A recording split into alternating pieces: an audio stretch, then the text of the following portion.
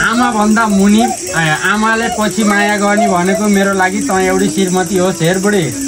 त्यही भएर कल झगडा सबै परिवारमा हुन्छ होइन, टटाङ मटाङ भइहाल्छ। त्यही भएर एकैन बुढाले गाली गर भनेर दुखी मान्ने होइन।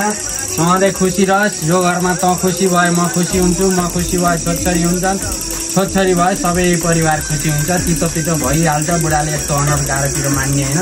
जिन्दगी जाने तिम्रो र मेरो हो। त्यही भएर कसैका कुरा नसुने। सधैँ मलाई यसरी नै माया गर। आजसम्म जति माया गरिन्छौ ल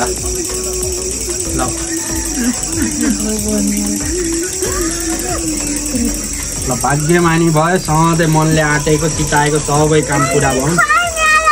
ल साथी अब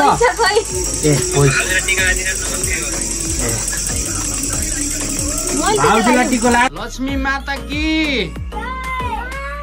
लक्ष्मी माता की, लक्ष्मी माता की।